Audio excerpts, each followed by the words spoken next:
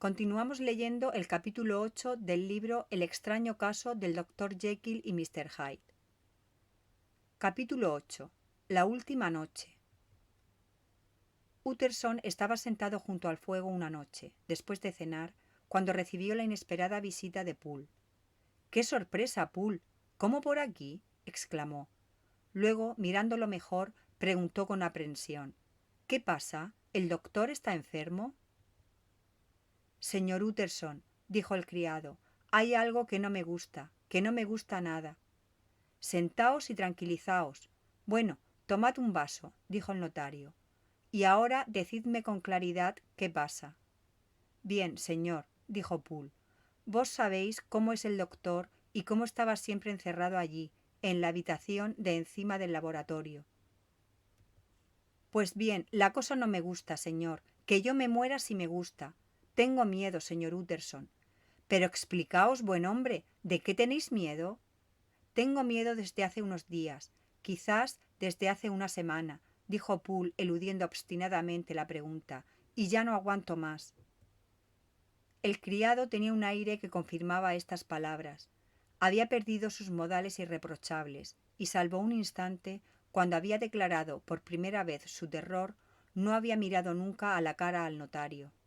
Ahora estaba allí con un vaso entre las rodillas, sin haber bebido un sorbo, y miraba fijo a un rincón del suelo. No aguanto más, repitió. Venga, venga, dijo el notario. Veo que tenéis vuestras buenas razones, Poole. Veo que de verdad tiene que ser algo serio. Intentad explicarme de qué se trata. Pienso que se ha cometido un delito, dijo Poole con voz ronca. —¡Un delito! —gritó el notario asustado y, por consiguiente, propenso a la irritación. —¿Pero qué delito? ¿Qué queréis decir? —No me atrevo a decir nada, señor —fue la respuesta—. ¿Pero no querríais venir conmigo y verlo vos mismo? Utterson, por respuesta, fue a coger sombrero y gabán. Y, mientras se disponían a salir, le impresionó tanto el enorme alivio que se leía en la cara del mayordomo como, quizás aún más, el hecho de que el vaso se hubiera quedado lleno. Era una noche fría y ventosa de marzo, con una hoz de luna que se apoyaba de espaldas, como volcada por el viento, entre una fuga de nubes deshilachadas y diáfanas. Las ráfagas que azotaban la cara, haciendo difícil hablar, parecían haber barrido casi a toda la gente de las calles. Utterson no se acordaba de haber visto nunca tan desierta esa parte de Londres. Precisamente ahora deseaba todo lo contrario. Nunca en su vida había tenido una necesidad tan profunda de sus semejantes, de que se hicieran visibles y tangibles a su alrededor, ya que por mucho que lo intentara, no conseguía sustraerse a un aplastante sentimiento de desgracia. La plaza, cuando llegaron, estaba llena de aire y polvo, con los finos árboles del jardín central que gemían y se doblaban contra la verja. Poole, que durante todo el camino había ido 1 o 2 pasos delante, se paró en medio de la acera y se quitó el sombrero, a pesar del frío, para secarse la frente con un pañuelo rojo. Aunque hubiese caminado deprisa, aquel sudor era de angustia, no de cansancio. Tenía la cara blanca y su voz, cuando habló, estaba rota y ronca. —Bien, señor, ya estamos —dijo—. Quiera Dios que no haya pasado nada. —Amén, Poole —dijo Utterson. Luego el mayordomo llamó cautamente y la puerta se entreabrió, pero sujeta con la cadena. —¿Sois vos, Poole? —preguntó una voz desde dentro. —Abrid, soy yo —dijo Poole. El atrio, cuando entraron, estaba brillantemente iluminado. El fuego de la chimenea ardía con altas llamaradas, y todo el servicio, hombres y mujeres, estaba reunido allí como un rebaño de ovejas. Al ver a Utterson, la camarera rompió en lamentos histéricos, y la cocinera gritando: «¡Bendito sea Dios!». «Es el señor Utterson», se lanzó como si fuera a abrazarlo. «¿Y esto? Estáis todos aquí», dijo el notario con severidad. «Muy mal, muy inconveniente. A vuestro amo no le gustaría nada». «Tienen todos miedo», dijo Poole. Nadie rompió el silencio para protestar. El llanto de lamentos de la camarera de repente se hizo más fuerte. «Cállate un momento», le gritó Poole con un acento agresivo. que traicionaba la tensión de sus nervios. Por otra parte, todos, cuando la muchacha había levantado el tono de sus lamentos, habían mirado con sobresalto a la puerta del fondo, con una especie de amedrentada expectación. Y ahora, continuó el mayordomo dirigiéndose al mozo de cocina, dame una vela y vamos a ver si ponemos en orden esta situación. Luego rogó a Utterson que le siguiera, y le abrió camino atravesando el jardín por atrás. Ahora, señor, dijo mientras llegaban al laboratorio, venid detrás lo más despacio que podáis. Quiero que oigáis sin que os oigan. Y otra cosa, señor, si por casualidad os pidiese entrar allí con él, no lo hagáis. El notario, ante esta insospechada conclusión, tropezó tan violentamente que casi pierde el equilibrio. Pero se superó y siguió en silencio al criado por la sala anatómica hasta la corta rampa que llevaba arriba. Aquí Poole le hizo señas de ponerse a un lado y escuchar, mientras él, posada a la vela y recurriendo de forma visible a todo su valor, subió las escaleras y llamó, con mano algo insegura, a la puerta forrada con paño rojo. Señor, el señor Utterson solicita verlo, dijo, e hizo de nuevo enérgicamente señas al notario que escuchara. Una voz, desde el interior, respondió lastimosamente, decidle que no puedo ver a nadie. Gracias, señor, dijo Poole con un tono que era casi de triunfo. Y cogiendo la vela, recondujo al notario por el patio y por la enorme cocina en la que estaba apagado el fuego y las cucarachas correteaban por el suelo. Bien, preguntó mirando al notario a los ojos, ¿era esa la voz de mi amo? Parecía muy cambiada, replicó Utterson con la cara pálida, pero devolviendo la mirada con fuerza. ¿Cambiada, señor? Más que cambiada. No me habré pasado 20 años en casa de este hombre para no reconocer su voz. No, la verdad es que mi amo ya no está. Lo han matado hace 8 días, cuando le hemos oído por última vez que gritaba e invocaba el nombre de Dios. Y no sé quién está ahí dentro en su lugar y por qué se queda ahí, pero es algo que grita venganza al cielo, señor Utterson. Oíd, Poole, dijo Utterson mordiéndose el índice. Esta historia vuestra es realmente muy extraña, diría de locura, porque suponiendo, como suponéis vos, que el doctor Jekyll haya sido, sí, que haya sido asesinado, ¿qué razón podría tener el asesino para quedarse aquí? No, es absurdo, es algo que no se tiene absolutamente en pie. Bueno, señor Utterson, no se puede decir que seáis fácil de convencer, pero lo conseguiré, dijo Poole. Tenéis que saber que durante toda la última semana el hombre, o lo que sea, que vive en esa habitación ha estado importunando día y noche para obtener una medicina que no conseguimos encontrarle. Sí, también él, mi amo, quiero decir, también él algunas veces escribía sus órdenes en un trozo de papel que tiraba después en la escalera, pero de una semana para acá no tenemos nada más que esto. Trozos de papel y una puerta cerrada que se abría solo a escondidas, cuando no había nadie que viese quién cogía la comida que dejábamos allí delante. Pues bien, señor, todos los días, incluso 2 o 3 veces al día, había nuevas órdenes y quejas que me mandaban a dar vueltas por todas las farmacias de la ciudad. Cada vez que volvía con esos encargos, otro papel me decía que no servía, que no era puro, por lo que, de nuevo, debía ir a buscarlo a otra farmacia. Debe tener una necesidad verdaderamente extraordinaria para lo que le sirva. ¿Tenéis un trozo de papel de esos?, preguntó Utterson.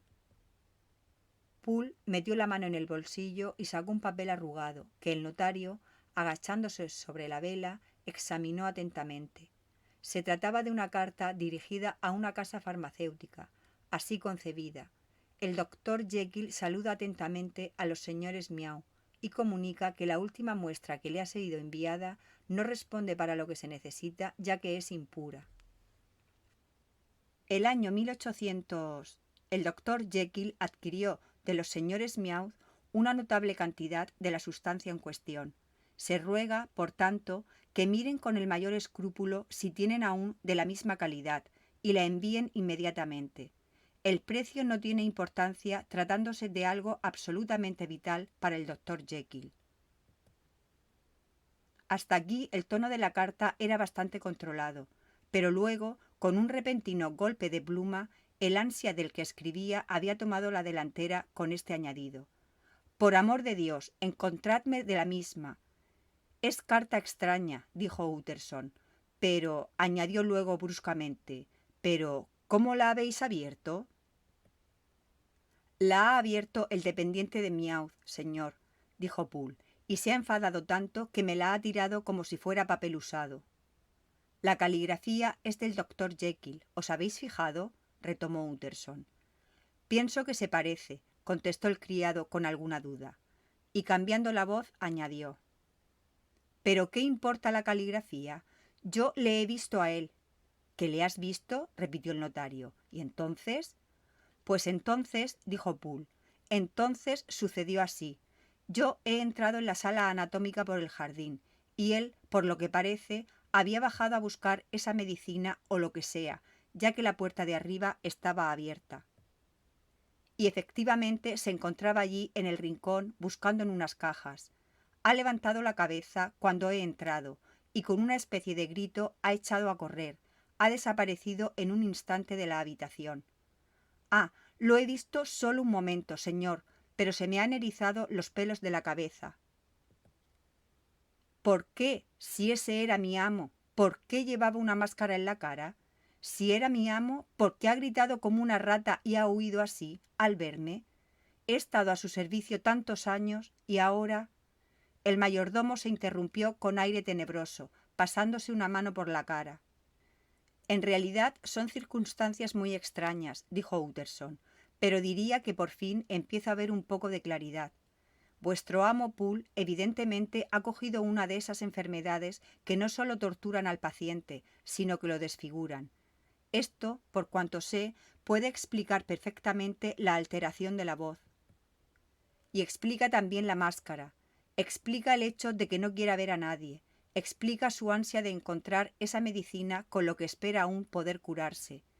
Y Dios quiera que así sea, pobrecillo. Esta es mi explicación, Poole. Es una explicación muy triste, ciertamente, muy dolorosa de aceptar, pero es también simple, clara, natural y nos libra de peores temores. Señor, dijo el otro tapándose de una especie de palidez a capas, esa cosa no era mi amo, y esta es la verdadera verdad. Mi amo, aquí el mayordomo miró alrededor y bajó la voz casi hasta un susurro. Es alto y fuerte, y eso era casi un enano. Ah, exclamó, interrumpiendo al notario, que intentaba protestar. ¿Pensáis que no habría reconocido a mi amo después de 20 años? ¿Pensáis que no sé dónde llega con la cabeza pasando por una puerta después de haberlo visto todas las mañanas de mi vida? No, señor, esa cosa enmascarada no ha sido nunca el doctor Jekyll. Dios sabe lo que es, pero no ha sido nunca el doctor Jekyll. Para mí, os lo repito, lo único seguro es que aquí ha habido un delito. Y bien, dijo Utterson, y si así lo creéis, mi obligación es ir al fondo de las cosas. En cuanto entiendo respetar la voluntad de vuestro amo, en cuanto su carta parece probar que está todavía vivo, es mi obligación echar abajo esa puerta. Ah, así se habla, gritó el mayordomo. Pero veamos, ¿quién la va a echar abajo? Pues bien, vos y yo, señor, fue la firme respuesta. Muy bien dicho, replicó el notario, y suceda lo que suceda, Poole, no tendréis nada de que arrepentiros. En la sala anatómica hay un hacha, continuó el mayordomo, y vos podríais coger el atizador.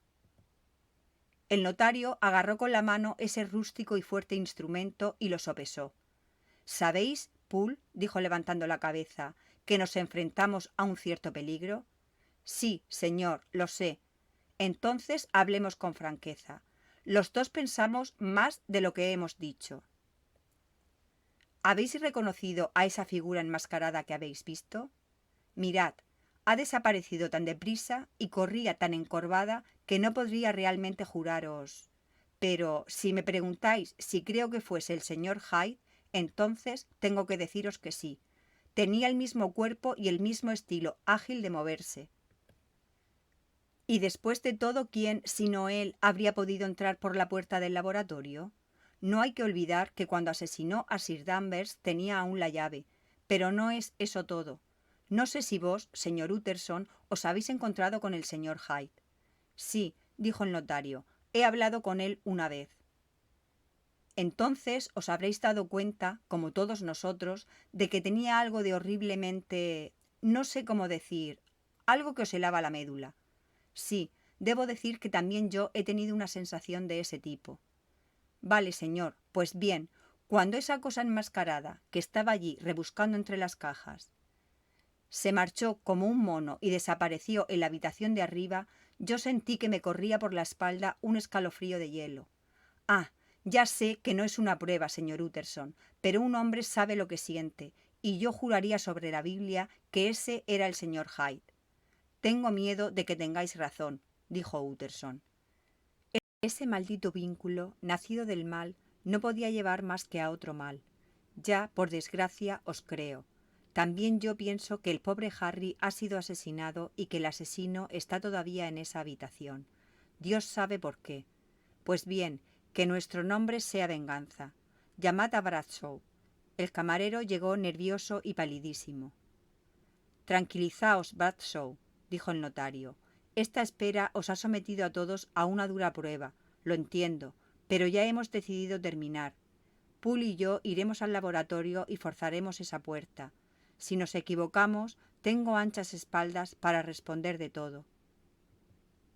Pero mientras tanto, si por caso en realidad se ha cometido un crimen y el criminal intenta huir por la puerta de atrás, vos y el muchacho de cocina id allí y colocaos de guardia con 2 buenos garrotes.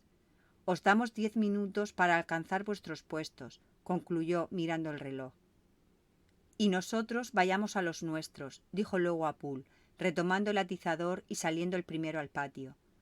Nubes más densas tapaban la luna, la noche se había oscurecido, y el viento, que en la profundidad del patio llegaba solo a ráfagas, hacía que la llama de la vela oscilase. Llegados por fin a cubierto en el laboratorio, los dos se sentaron en muda espera. Londres hacía oír alrededor su sordo murmullo, pero en el laboratorio todo era silencio, a excepción de un rumor de pasos que iban de arriba a abajo en la habitación de arriba. Así pasea todo el día, señor, murmuró Poole, y también durante casi toda la noche. Solo cuando le traía una muestra de esas tenía un poco de reposo. Ah, no hay peor enemigo del sueño que la mala conciencia. Hay sangre derramada en cada uno de esos pasos. Pero escuchad bien, escuchad mejor, señor Utterson, y decidme, ¿son los pasos del doctor? Los pasos, aunque lentos, eran extrañamente elásticos y ligeros, bien distintos de esos seguros y pesados de Henry Jekyll. ¿Y no habéis oído nada más?, preguntó el notario. Poole admitió. Una vez susurró, una vez le he oído llorar. ¿Llorar?, dijo Utterson, sintiendo llenarse de nuevo de horror. ¿Cómo? Llorar como una mujer, como un alma en pena, dijo el mayordomo, tanto que, cuando me fui, casi lloraba también yo, por el peso que tenía en el corazón. Casi habían pasado los 10 minutos. Poole agarró el hacha de un montón de paja de embalaje, puso la vela de forma que alumbrase la puerta y ambos, encima de la escalera, se acercaron conteniendo la respiración, mientras los pasos seguían de arriba a abajo, de abajo a arriba, en el silencio de la noche.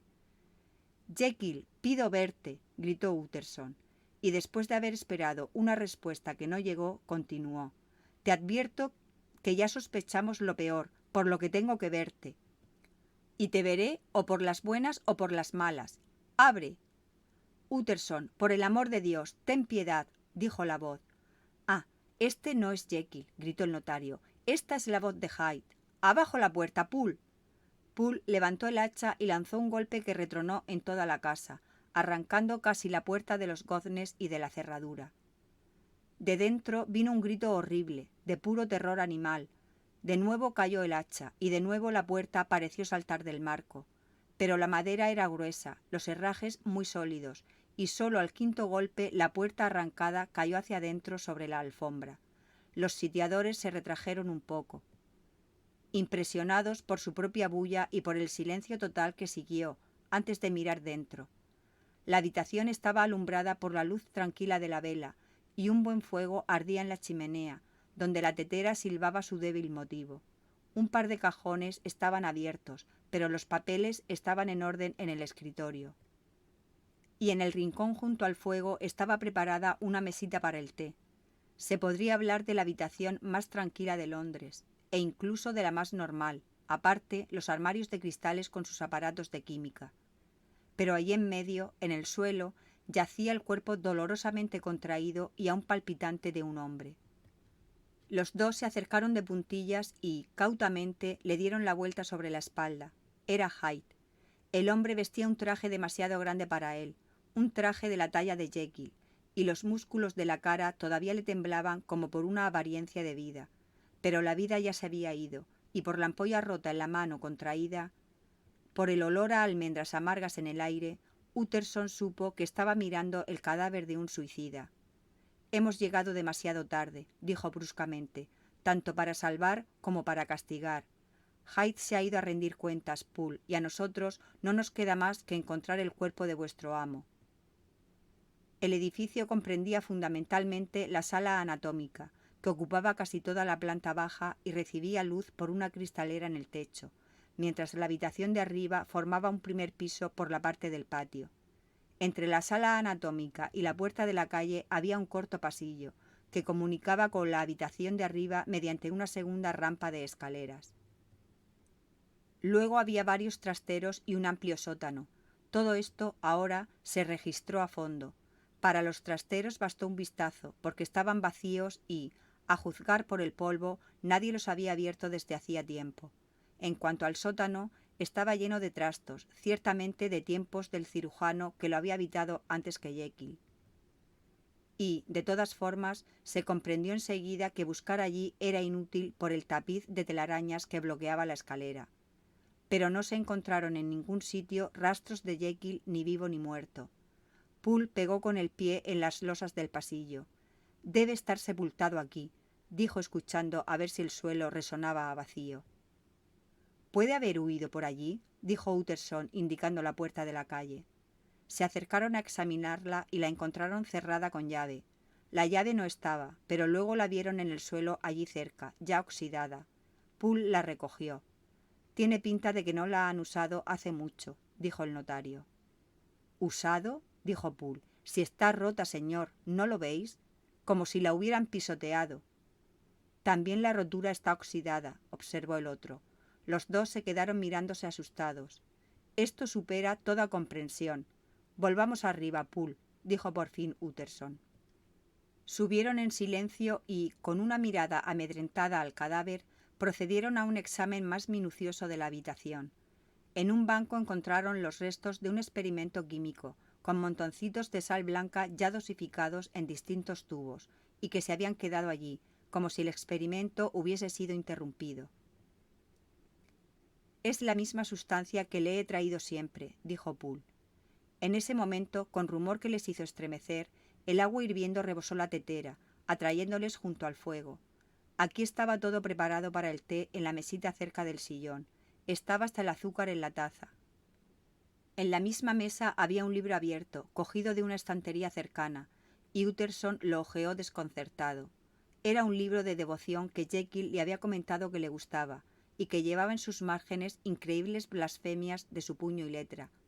Continuando su inspección, los dos llegaron ante el alto espejo inclinable y se pararon a mirar con instintivo horror en sus profundidades. Pero el espejo, en su ángulo, reflejaba solo el rojizo juego de resplandores del techo, el centelleo del fuego 100 veces repetido en los cristales de los armarios, y sus mismos rostros pálidos y asustados, agachados a mirar. «Este espejo debe haber visto cosas extrañas, señor», susurró Poole con voz atemorizada, «pero ninguna más extraña que él mismo», dijo el notario en el mismo tono. «Pues Jekyll, ¿para qué?». Se interrumpió como asustado de su misma pregunta. «Pues Jekyll», añadió, «¿para qué lo quería aquí?». «Es lo que quisiera saber también yo, señor», dijo Poole. Pasaron a examinar el escritorio. Aquí, entre los papeles bien ordenados, había un sobre grande con este rótulo de puño y letra del médico: «Para el señor Utterson». El notario lo abrió y sacó una hoja, mientras otra hoja y un sobre lacrado se caían al suelo. La hoja era un testamento. y estaba redactado en los mismos términos excéntricos del que Utterson le había devuelto 6 meses antes, o sea, debía servir de testamento en caso de muerte y como acto de donación en caso de desaparición. Pero, en lugar de Edward Hyde, como nombre del beneficiario, el notario tuvo la sorpresa de leer Gabriel John Utterson. Miró asustado a Poole, luego de nuevo la hoja y por fin al cadáver en el suelo. «No entiendo», dijo. «Ha estado aquí todo este tiempo, libre de hacer lo que quisiera, y no ha destruido este documento. Y sin embargo debe haber tragado rabia, porque yo más bien no le caía bien». Recogió la otra hoja, una nota escrita también de puño y letra de Jekyll. «Ah, Poole, estaba vivo y hoy estaba aquí», gritó leyendo la fecha. «No han podido matarlo y haberlo hecho desaparecer en tan poco tiempo. Debe estar vivo. Debe haber huido». ¿Huir por qué? ¿Y cómo? ¿Y no podría darse el caso que en realidad no haya sido un suicidio? Ah, tenemos que estar muy atentos. Podríamos encontrar a vuestro amo metido en un lío terrible. ¿Por qué no leéis la nota, señor? Porque tengo miedo, dijo pensativo Utterson. Quiera Dios que no haya razón alguna. Y puso los ojos en el papel que decía: «Querido Utterson, cuando leas estas líneas yo habré desaparecido. No sé prever con precisión cuándo, pero mi instinto, las mismas circunstancias de la indescriptible situación en la que me encuentro, me dicen que el final es seguro y que no podrá tardar. Tú, en primer lugar, lee tu carta que Lanyon me dijo que te había escrito. Y si luego tienes todavía ganas de saber más, lee la confesión de tu indigno y desgraciado amigo Henry Jekyll». «¿No había alguna cosa más?», preguntó Utterson cuando lo leyó. «Esto, señor», dijo Poole, entregando un sobre lacrado en varios puntos. El notario metió en el bolso el sobre y dobló la nota. «No diré nada de esta nota», recomendó. «Si vuestro amo ha escapado y está muerto, podremos al menos salvar su reputación. Ahora son las 10. Voy a casa a leer estos documentos con calma, pero volveré antes de medianoche. Y entonces pensaremos si conviene llamar a la policía». Salieron y cerraron tras sí la puerta del laboratorio. Luego Utterson, dejando de nuevo todo el servicio reunido en el atrio, volvió a pie a su casa, para leer los documentos que habrían aclarado el misterio.